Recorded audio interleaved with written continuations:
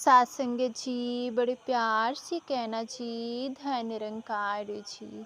सात संगत जी, दासी आप सबों के बीच एक विचार लेकर आई है। सात संगत जी, आशा है प्रवान करेंगे जी। सात संगत जी, विचार का विषय है सात संगत जी, अभ्यास का महत्व। तो आइए सुनते हैं सात संगत इस विचार को। सात संगत जी, क्या आपको अभ्यास की ताकत पता है? निरंतर अभ्यास से किसी भी बड़े से बड़े लक्ष्य को कैसे पाया जा सकता है? सात संगत। सात संगत जी, आज की ये प्रेरणादायक कहानी इसी को दर्शाता है। सात संगत जी, बात है पुराने ज़माने की। ना ही स्कूल होते थे और ना ही किताबों से भरी अलमारियाँ। बच्चे अपनी पढ़ाई के लिए गुरुकुल जाया करते थे। सात संगत जी, वहाँ बच्चे गुरुजी के आश्रम में रहते और वो रोज़मर्रा की काम करते, गाय चराते, लकड़ियाँ बटोरते और साथ ही पढ़ाई भी किया करते थे। सात संगत जी, ऐसे ही एक कहानी है रामू की। रामू को अपने गांव से गुरुकुल भेजा गया। जैसे सात संगत जी बाकी बच्चे जाते थे, वो भी वहां पहुंचकर अपने बाकी साथियों के साथ घुल मिल गया। सात संगत सब साथ खेलते खाते आश्रम का काम भी करते। लेकिन एक ही जगह थी जहां रामू अपने दोस्तों के साथ बहुत ही पीछे था और वो थी पढ़ाई। गुरुजी जो भी पढ़ाते वो रामू की समझ में ही नहीं आता। अक्सर श्लोक अर्थ सब कुछ उसके लिए उलझे धागों जैसा था। सात संगत जी, उन्हें गुरुजी समझाते समझाते थक जाते थे, लेकिन रामू के सिर पर तो मानो कोई बात ही नहीं चढ़ती। सात संगत जी, धीरे धीरे उसकी हालत ऐसी हो गई कि आश्रम के बच्चे उसे ताना मारने लगे। कोई उसे मंदबुद्धि कहता, कोई कहता कि तू कभी कुछ भी नहीं सीख पाएगा। वक्त बीतता गया, साल खत्म होते चला गया। उसके सारे साथी अगली कक्षा में चले गए, लेकिन सात संगत जी, रामू वहीं का वहीं रह गया। वो अकेला, उदास और टूटा हुआ। आखिरकार एक दिन गुरुजी ने भी हार मान ली। सात संगत जी, उन्होंने रामू को बुलाया और कहा कि बेटा रामू, मैंने हर तरह से कोशिश कर ली, पर लगता है विद्या तुम्हारी किस्मत में नहीं। तुम्हारा वक्त यहाँ बर्बाद हो रहा है। तुम यहाँ से घर चले जाओ और अपने माता पिता के काम में हाथ बटाओ, खेती बाड़ी करो, शायद वही तुम्हारे लिए सही होगा। गुरुजी की बात को सुनकर मानो रामू की दिल पर पत्थर रख दिया गया।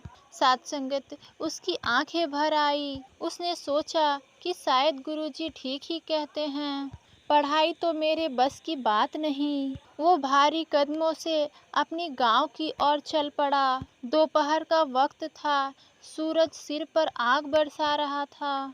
रामू को बहुत प्यास लगी। वह चारों तरफ देखने लगा कि कहीं पानी मिल जाए। तभी उसने देखा थोड़ी दूर पर कुछ औरतें कुएं से पानी खींच रही थी।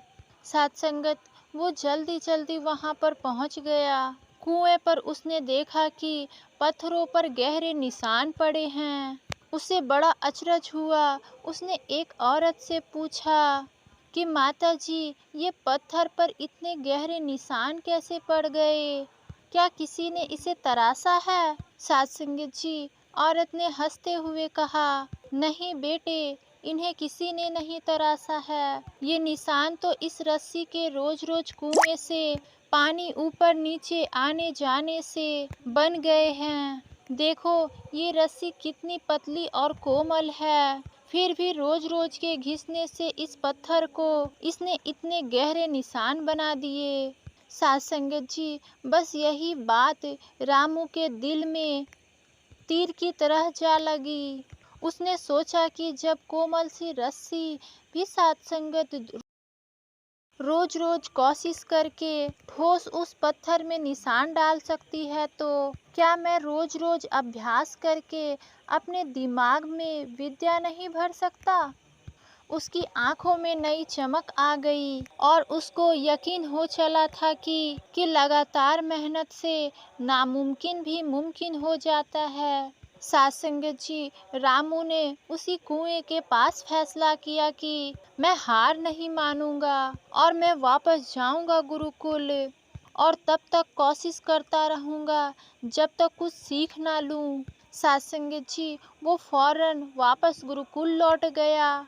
उसके गुरुकुल लौटते ही सब हैरान हो गए। सात संगत जी, गुरुजी ने पूछा कि बेटा रामू, तो फिर क्यों लौट गया? सात संगत जी, रामू ने आत्मविश्वास से कहा कि गुरुजी, मैंने रास्ते में एक कुआं देखा। वहां रस्सी के रोज रोज घिसने से पत्थर में निशान पड़ गए थे। तो मैंने सोचा कि अगर पत्थर पर निशान पड़ सकते हैं तो लगातार अभ्यास से मेरे दिमाग पर विद्या की छाप जरूर पड़ सकती है। गुरुजी, मुझे एक मौका और दीजिए। मैं मेहनत करूंगा, रोज करूंगा और तब तक करूंगा जब तक कुछ सीख ना जाऊं। सात संगत जी, गुरुजी ने उनकी आंखों में एक नई चमक देखी और उन्होंने कहा कि रामू, यही तो असली विद्या की चमक है। हार ना मानना। चलो फिर से शुरुआत करते हैं। इसके बाद सात संगत जी, रामू दिन रात मेहनत करके विद्या हासिल करना शुरू कर दिया। सबसे पहले सुबह उठता, गुरुजी के पास बैठकर सवाल पूछता, रटता समझता फिर भी गलती पूछता। सात संगत जी, उसके साथ ही पहले उसे मंदबुद्धि कहते थे और वही अब उसकी लगन देखकर तंग रह गए। सात संगत जी, धीरे धीरे रामू की पढ़ाई में उसकी पकड़ मजबूत हो गई। उसे श्लोक याद होते चले गए, व्याकरण की गुत्थियां सुलझने लगी। कुछ ही सालों में रामू, जो एक वक्त मंदबुद्धि कहलाता था, वो इतना बड़ा विद्वान बन गया कि उसकी ख्याति दूर दूर तक फैल गई। उसने संस्कृत व्याकरण की महान किताबें लिखी। लघु सिद्धांत कौमुदी, मध्यम सिद्धांत कौमुदी, सार सिद्धांत कौमुदी और गीवांध पद मंजरी। और सात संगत जी, आज भी विद्वान उनके नाम आदर करते हैं। सात संगत जी, रामू की कहानी हमें बहुत बड़ी बात सिखाती है कि अभ्यास करना बहुत ही जरूरी है और ज्ञान हासिल करना बहुत ही जरूरी है। सात संगत जी, ये गुरु की कृपा से ही हो सकता है। सात संगत जी, कहते हैं कि गुरु बिना ज्ञान नहीं, ज्ञान बिना विवेक नहीं। सात संगत जी, प्यार से कहना जी, धन्य निरंकार जी।